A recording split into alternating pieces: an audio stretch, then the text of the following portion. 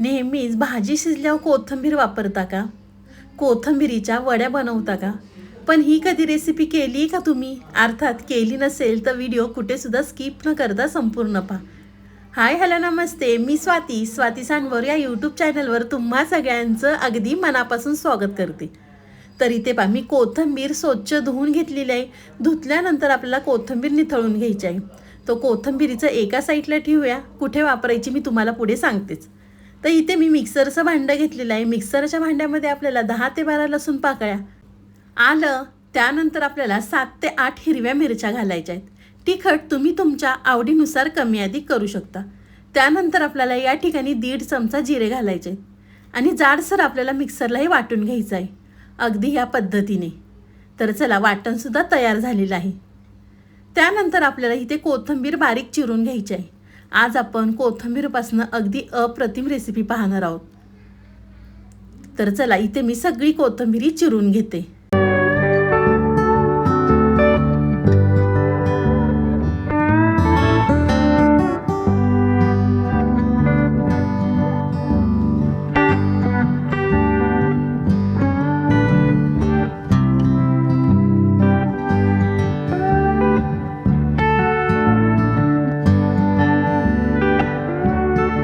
तुम्ही या ठिकाणी पाहू शकता, मी सगळी कोथिंबीर चिरून घेतलेली आहे. चिरल्यानंतर आपल्याला एका पसरट भांड्यामध्ये ही सगळी कोथिंबीर घ्यायची आहे.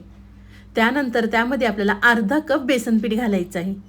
अर्धा कप बेसन पीठ घातल्यानंतर त्यामध्ये आपल्याला 2.5 कप ज्वारीचं पीठ घालायचं आहे. तुम्हाला किती जणांसाठी बनवायचं आहे त्यानुसार तुम्ही इथे पिठाचा वापर करू शकता. तुम्ही जेवढं पीठ वापरताल तेवढंच आपल्याला या ठिकाणी कोथिंबीर वापरायची आहे, कारण हा पदार्थ कोथिंबीरपासून बनवणार आहे, त्यामुळे त्यामध्ये आपल्याला थोडीशी जास्त कोथिंबीर वापरायची आहे. तर इथे पहा, मी 2.5 कप ज्वारीचं पीठ, अर्धा कप या ठिकाणी बेसन पीठ वापरलेलं आहे.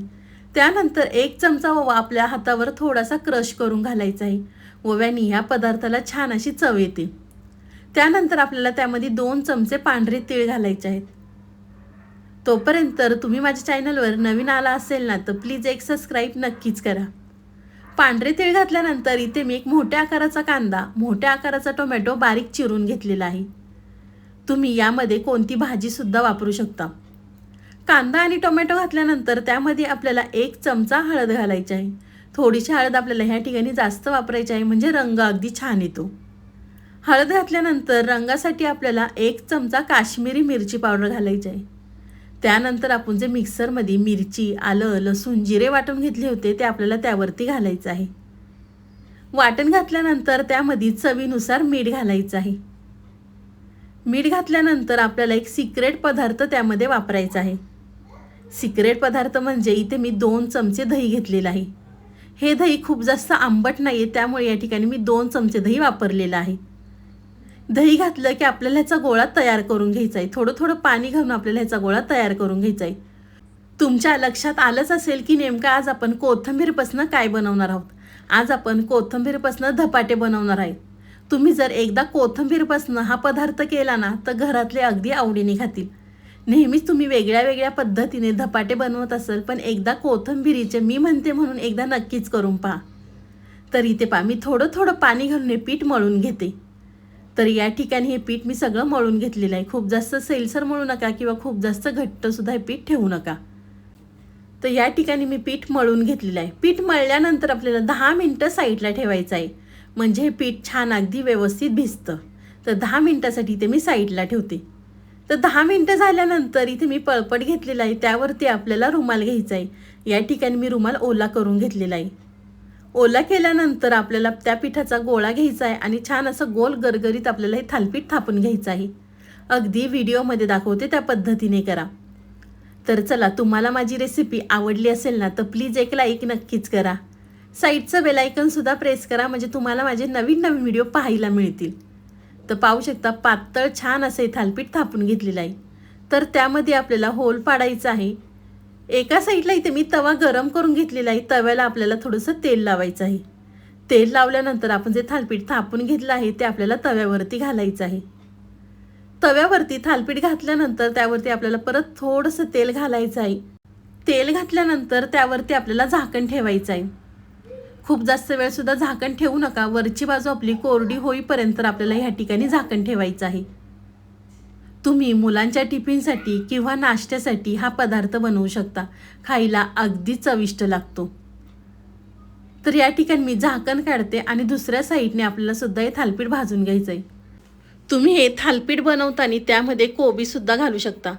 कोबी, गाजर किंवा किसलेला बटाटासुद्धा तुम्ही यामध्ये वापरू शकता. पण कोथिंबीरीचे हे थालीपीठ अगदी चविष्ट लागतात. तर दुसऱ्या साईडने सुद्धा या ठिकाणी पाहू शकता थालीपीठ मस्त असं भाजलेलं आहे. थालीपीठाला रंगसुद्धा किती सुंदर आलेला आहे. तर तुम्ही ज्वारीच्या पिठाच्या ऐवजी बाजरीचं पीठसुद्धा या ठिकाणी वापरू शकता. तर तुम्ही पाहू शकता दोन्ही साईडने थालीपीठ भाजल्यानंतर इथे मी थोडंसं बटर लावलेलं आहे. तुम्ही तुपाचा किंवा बटरचा सुद्धा वापर करू शकता. मी तेलावरती हे थालीपीठ भाजून घेतलेलं आहे, पण मुलाला माझ्यावरती बटर लावलं की आवडतं, अगदी आवडीने खातो. तर दोन्ही साईडने सुद्धा इथे मी थालीपीठ भाजून घेतलेलं आहे. तर अशाच पद्धतीने इथे मी तुम्हाला दुसरं सुद्धा थालीपीठ करून दाखवते.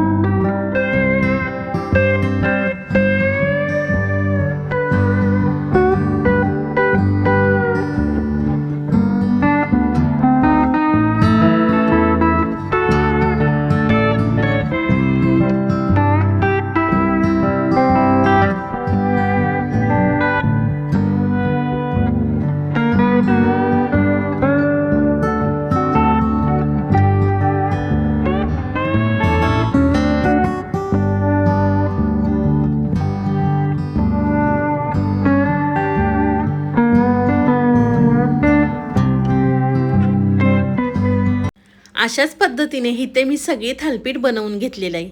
तर तुम्ही पाहू शकता मस्त आपले गरमागरम थालीपीठ तयार झालेले आहे. त्यावरती बटर घातलं ना तर खरंच खूप सुंदर लागतात. तुम्ही टोमॅटो केचप संग किंवा तसेसुद्धा हे थालीपीठ खाऊ शकता. तुम्हाला ही माझी आजची रेसिपी कशी वाटली ती मला नक्कीच कमेंट करून कळवा. व्हिडिओ आवडला तर व्हिडिओला लाईक, कमेंट, सबस्क्राईब करायला विसरू नका. व्हिडिओ खूपच आवडला असेल ना तर व्हिडिओ शेअर करायला सुद्धा विसरू नका. तर चला, तुम्ही माझा संपूर्ण व्हिडिओ पाहिल्याबद्दल थँक्यू सो मच. पुन्हा भेटूया. तोपर्यंत बाय.